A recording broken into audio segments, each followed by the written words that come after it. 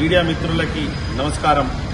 ఈరోజు HMDA officer అయిన chief engineer Ravinder గారు మన కంటోన్మెంట్ రావడం జరిగింది.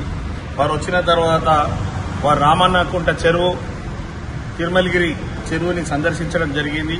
అక్కడ ఏం డెవలప్మెంట్ చేయాలనో దాని గురించి ఆలోచించి paper work between cantonment board మరియు హెచ్ఎండిఏకి నడుస్తుంది. వారు ఎన్ఓసి అడిగారు. కంటోన్మెంట్ బోర్డు సీఈఓ గారు కూడా తిరుమలగిరి లేక్కి ఎన్ఓసి ఇవ్వడం జరిగింది. ఈరోజు ముఖ్యంగా ఆఫీసర్స్ కూడా నేను కూడా స్వయంగా ఈ బోర్డు వచ్చి సీఈఓ గారిని కలవడానికి ముఖ్య ఉద్దేశం ఏంటంటే రామన్నకుంట చెరువుకి ఎన్ఓసి ఇవ్వలేదు. ఆ ఎన్ఓసి ఇవ్వకపోవడం కారణం ఏందో తెలుసుకోవడానికి వచ్చాం. ఎందుకంటే స్టేట్ గవర్నమెంట్ రెడీ ఉంది. ఇది ఈ యొక్క 2 ప్రాజెక్టులు కూడా నిర్మాణం చేసి ప్రజలకు అందుబాటులో తీసుకురావాలని. వారు తీసుకురావాలంటే వీరు ఎన్ఓసి ఇస్తేనే పని అవుతుంది. కాబట్టి ఎన్ఓసి గురించి కూడా ఎందుకు జాప్యం జరిగింది, ఏ కారణమని మామూలుగా ఫోన్లో మాట్లాడవచ్చు, వాట్సాప్లో, ఈమెయిల్ ద్వారా. కానీ గౌరవ ముఖ్యమంత్రి గారు స్వయంగా ఆదేశాలు ఇచ్చారు కాబట్టి 2 ప్రాజెక్టు అత్యంత తొందరగా కంప్లీట్ చేయాలని, అందు గురించి ఆఫీసర్స్ వారి ఆదేశాల మేరకు ఈరోజు ఇక్కడికి రావడం.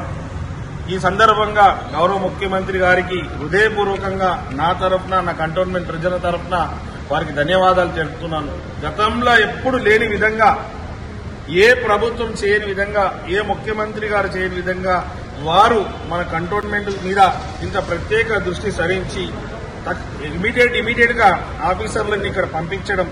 పోయిన శనివారం నాడేమో ఆ లేక్ ని సందర్శించడం, ఈ శుక్రవారం నాడు అలా చీఫ్ ఇంజనీరే స్వయంగా రావడం, దానికి మొత్తం ప్రాజెక్ట్ రిపోర్ట్ తయారు చేయడం. టెండర్లకు రెడీ ఉన్న సమయంలో టెండర్లు పిలవాలంటే వీళ్ళ ఎన్ఓసి ఉంటేనే పిలవగలుగుతాం. కాబట్టి ఆ ఎన్ఓసి పరిస్థితి కూడా తెలుసుకోవడానికి స్వయంగా చీఫ్ ఇంజనీర్ రావడం చిన్న విషయం కాదు. ఇంత తొందరగా స్టేట్ గవర్నమెంట్ స్పందిస్తూ ఈ యొక్క స్పందనకి మనకు కూడా ఇంకో విషయం గొప్పగా చెప్పగలుగుతా.